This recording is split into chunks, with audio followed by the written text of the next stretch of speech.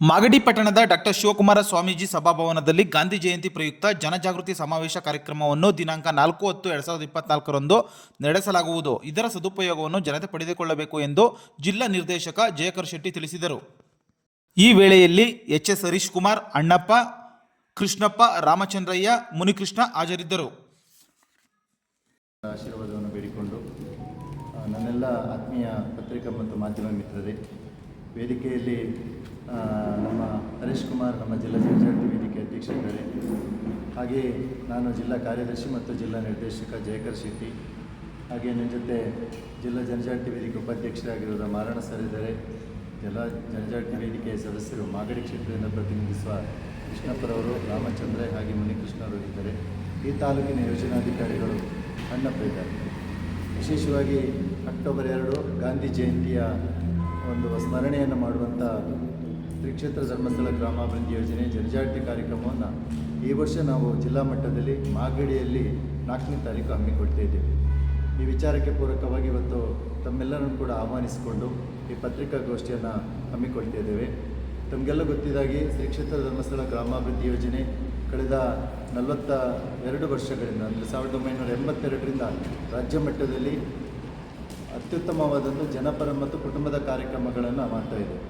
ಭಾಳ ಮುಖ್ಯವಾಗಿ ಈಗಾಗಲೇ ಇಡೀ ರಾಜ್ಯದಲ್ಲಿ 33 ಜಿಲ್ಲೆಯಲ್ಲಿ 54 ಲಕ್ಷ ಕುಟುಂಬಗಳು ಗ್ರಾಮಾಭಿವೃದ್ಧಿ ಯೋಜನೆಯ ಪಾಲುದಾರರಾಗಿದ್ದುಕೊಂಡು ನಮ್ಮ ಯೋಜನೆಯ ಒಂದಷ್ಟು ಪೂಜ್ಯರ ಕನಸುಗಳ ಕಾರ್ಯಕ್ರಮವನ್ನು ಜನರಿಗೆ ಮುಟ್ಟಿಸುವಂಥ ಕಾರ್ಯಕ್ರಮಗಳನ್ನು ಕಳೆದ ಒಂದಷ್ಟು ವರ್ಷಗಳಿಂದ ಮಾಡ್ತಿದೆ.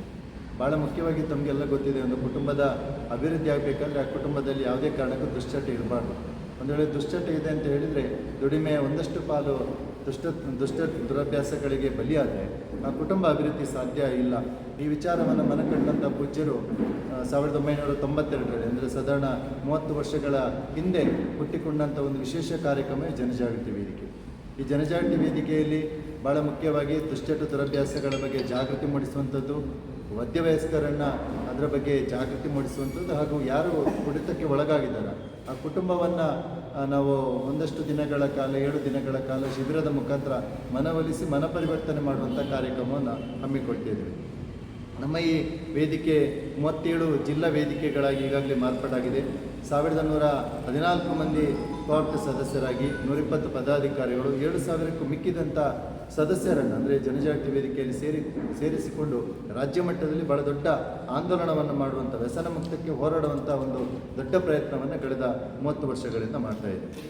ಈಗಾಗಲೇ ನಮ್ಮ 7 ದಿವಸದ ನಾವು ಮಧ್ಯವರ್ಜನ ಶಿಬಿರಗಳನ್ನು ಮಾಡ್ತೀವಿ. ಅಂದರೆ ಯಾರು ಕುಡಿತಕ್ಕೆ ಒಳಗಾಗಿದ್ದಾರ ಅವರನ್ನೊಂದು ಶಿಬಿರ ಅಂದರೆ ಒಂದೇ ಕಡೆ ರೆಸಿಡೆನ್ಷಿಯಲ್ ಕ್ಯಾಂಪ್ ಮಾಡಿಕೊಂಡು ಅವರಿಗೆ ಕೌನ್ಸಿಲಿಂಗ್ ಮಾಡಿಕೊಂಡು ಅವರನ್ನು ಮೋಟಿವೇಟ್ ಮಾಡಿಕೊಳ್ಳುವಂಥ ಕಾರ್ಯಕ್ರಮವನ್ನು ಹಮ್ಮಿಕೊಂಡಿದ್ವಿ.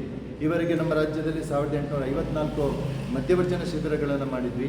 ಇದರಲ್ಲಿ 1,40,40,000 ಜನ ನೇರವಾಗಿ ಸೇರಿಕೊಂಡು ದುಶ್ಚಟದಿಂದ ಹೊರಗೆ ಬರುವಂಥ ಒಂದು ಭಾಳ ದೊಡ್ಡ ಪ್ರಯತ್ನಗಳನ್ನು ಮಾಡಿದ್ದಾರೆ ಮತ್ತು ಆ ಕುಟುಂಬ ಒಂದು ಒಳ್ಳೆಯ ಜೀವನವನ್ನು ರೂಪಿಸಿಕೊಳ್ಳಿಕ್ಕೆ ಇವತ್ತು ಸಾಧ್ಯ ಆಗಿದೆ. ಅದಲ್ಲದೆ ವಿಶೇಷವಾಗಿ ನಮ್ಮಲ್ಲಿ ಇನ್ನೊಂದು ಕಾರ್ಯಕ್ರಮ ಇದೆ. ಹೈಸ್ಕೂಲ್ ಮತ್ತು ಕಾಲೇಜುಗಳಲ್ಲಿ ನಾವು ಸ್ವಾಸ್ಥ್ಯ ಸಂಕಲ್ಪ ಅಂತ ಕಾರ್ಯಕ್ರಮವನ್ನು ಹಮ್ಮಿಕೊಂಡಿದ್ವಿ. ಇದರಲ್ಲಿ ದುಶ್ಚಟ ದುರಭ್ಯಾಸ, ಇತ್ತೀಚಿನ ದಿನಗಳಲ್ಲಿ ಗಾಂಜಾ, ಅಫೀಮ್, ಡ್ರಗ್ಸ್ ಏನಿದೆಯಾ ಅದರ ಬಗ್ಗೆ ಕೂಡ ಒಂದು ಸಂಪನ್ಮೂಲ ವ್ಯಕ್ತಿಗಳಿಂದ ಶಾಲಾ ಮತ್ತು ಕಾಲೇಜುಗಳಲ್ಲಿ ಅವೇರ್ನೆಸ್ ಕೊಡುವಂಥ ಕಾರ್ಯಕ್ರಮವನ್ನು ಮಾಡಿದ್ವಿ. ಯಾಕೆಂದರೆ ತಮ್ಗೆ ಗೊತ್ತಿದೆ, ಡ್ರಗ್ಸ್ ಮತ್ತು ಗಾಂಜಾ ಅಫೀಮ್ಗಳಿಗೆ ಅಡಿಕ್ಟ್ ಆಗುವವರು ಮಧ್ಯ ವಯಸ್ಸಿನವರು ಅಂದರೆ 18ರಿಂದ 30 ವರ್ಷದೊಳಗಿನ ಯುವತಿಯರಕ್ಕೆ ಬಲಿಯಾಗ್ತಾರೆ. ಈ ವಿಚಾರಗಳು ತಮಗೆಲ್ಲ ಗೊತ್ತಿದೆ. ಹಾಗಾಗಿ ಒಂದಷ್ಟು ಅವೇರ್ನೆಸ್ ಆದರೆ ಆ ಕುಟುಂಬದಲ್ಲಿ ಆ ದುಶ್ಚಟದಿಂದ ಹೊರಗೆ ಬರ್ಬೋದು ಅಥವಾ ಡ್ರಗ್ಸ್ ಅಫೀಮಿಂದ ಹೊರಗೆ ಬರ್ಬೋದು ಎಂಬ ದೃಷ್ಟಿಯನ್ನು ಇಟ್ಟುಕೊಂಡು ನಮ್ಮ ಇಡೀ ರಾಜ್ಯ ಮಟ್ಟದಲ್ಲಿ ಎಲ್ಲ ಕಾಲೇಜುಗಳಲ್ಲಿ ಸ್ವಾಸ್ಥ್ಯ ಸಂಕಲ್ಪ ಕಾರ್ಯಕ್ರಮಗಳನ್ನು ಕೂಡ ನಾವು ಹಮ್ಮಿಕೊಂಡಿದ್ವಿ. ಇದಕ್ಕೆ ಸಂಪನ್ಮೂಲ ವ್ಯಕ್ತಿಯನ್ನು ನಾವು ಆಯ್ಕೆ ಮಾಡ್ತೀವಿ. ಒಂದು ಒಳ್ಳೆಯ ಮಾತುಗಾರರು, ಸಮಾಜಮುಖಿಯಾಗಿ ಒಂದಷ್ಟು ಕಾರ್ಯಕ್ರಮದಲ್ಲಿ ತೊಡಗಿಸಿಕೊಂಡು ಅವರನ್ನು ಆಯ್ಕೆ ಮಾಡಿಕೊಂಡು ಅವರಿಗೆ ತರಬೇತಿಗಳನ್ನು ಕೊಡ್ತೀವಿ. ನಮ್ಮ ರಾಜ್ಯದಲ್ಲಿ 972 ಮಂದಿ ಇಂಥ ಸಂಪನ್ಮೂಲ ವ್ಯಕ್ತಿಗಳಿದ್ದಾರೆ. ಅವರ ಆ ತಾಲೂಕಿನ ಎಲ್ಲ ಕಾಲೇಜುಗಳಿಗೆ ಹೋಗಿ ಆ ಕಾರ್ಯಕ್ರಮಗಳನ್ನು ಮಾಡ್ತಿದ್ದಾರೆ. ತಮಗೆಲ್ಲ ಗೊತ್ತಿರ್ಬೋದು, ಅಕ್ಟೋಬರ್ 2 ಪೂಜ್ಯ ಮಹಾತ್ಮ ಗಾಂಧೀಜಿಯವರ ಜನ್ಮದಿನ.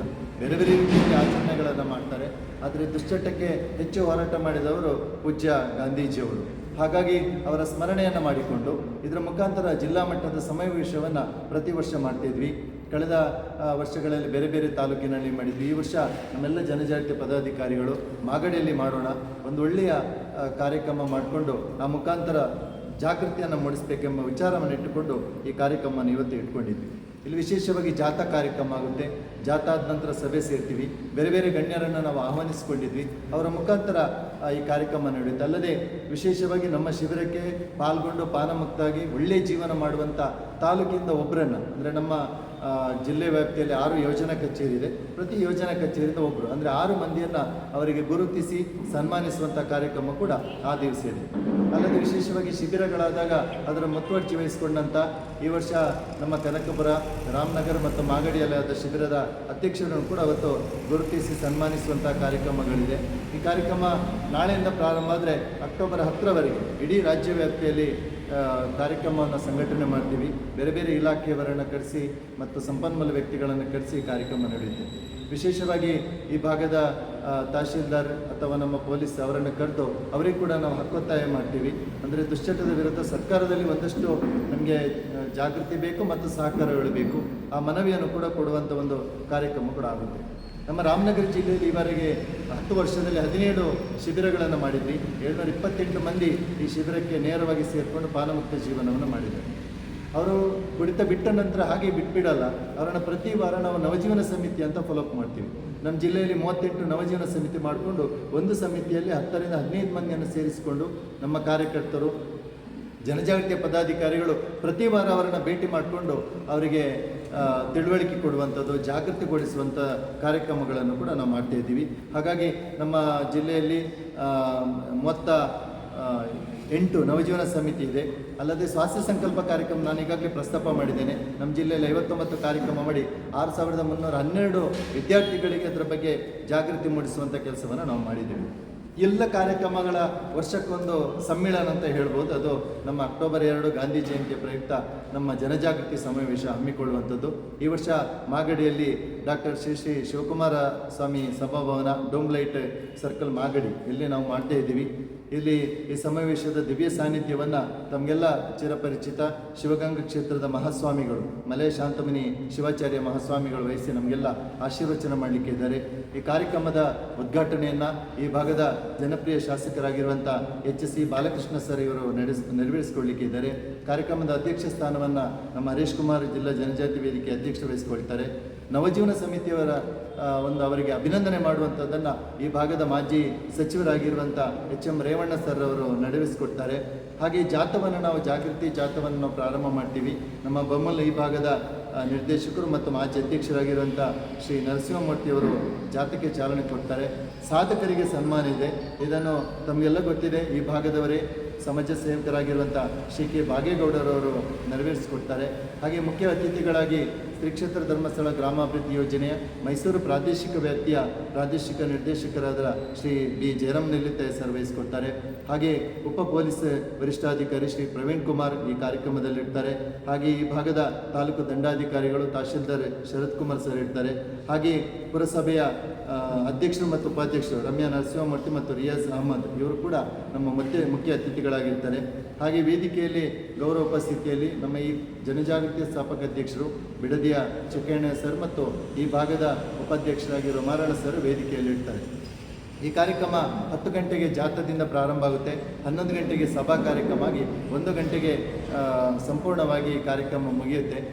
ನಮ್ಮ ಜಿಲ್ಲಾ ಮಟ್ಟದಿಂದ ಹೆಚ್ಚಿನ ಸಂಖ್ಯೆಯಲ್ಲಿ ಭಾಗವಹಿಸ್ತಾರೆ. 1,000ದಿಂದ 1,500 ಜನ ಸೇರಿಕೊಂಡು ಈ ಕಾರ್ಯಕ್ರಮವನ್ನು ಆಯೋಜನೆ ಮಾಡುವಂಥ ತಯಾರಿಯಲ್ಲಿದ್ದೀವಿ.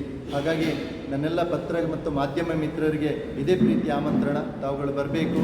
ಈ ದಿವಸ ಈ ಕಾರ್ಯಕ್ರಮವನ್ನು ಇಡೀ ರಾಜ್ಯ ಮಟ್ಟಕ್ಕೆ, ರಾಷ್ಟ್ರ ಮಟ್ಟಕ್ಕೆ ಪ್ರಚುರಪಡಿಸುವಂಥ ಕೆಲಸವನ್ನು ಕಳೆದ 10 ವರ್ಷದಿಂದ ನಮ್ಮ ಜೊತೆ ಈ ಭಾಗದಲ್ಲಿ ಇಡೀ ರಾಜ್ಯ ಮಟ್ಟದಲ್ಲಿ ನಮಗೆ ಪತ್ರಿಕೆ ಮತ್ತು ಮಾಧ್ಯಮ ಮಿತ್ರರ ಸಹಕಾರ ಅತ್ಯದ್ಭುತ. ಹಾಗಾಗಿ ತಾವುಗಳೆಲ್ಲ ಬಂದು ಈ ಕಾರ್ಯಕ್ರಮಕ್ಕೆ ಭಾಗವಹಿಸಿ ಮಾಧ್ಯಮದ ಮಿತ್ರರು, ಪತ್ರಿಕಾ ಮಾಧ್ಯಮ ಮಿತ್ರರು ಪ್ರಚುರಪಡಿಸ್ಕೊಳ್ಬೇಕು. ಗ್ರಾಮಾಭಿವೃದ್ಧಿ ಯೋಜನೆಯ ಒಂದಷ್ಟು ಕಾರ್ಯಕ್ರಮಕ್ಕೆ ನೀವು ಸಹಕಾರಗಳನ್ನು ಎಲ್ಲ ಸಂದರ್ಭದಲ್ಲಿ ಕೊಟ್ಟಿದ್ದೀರಾ.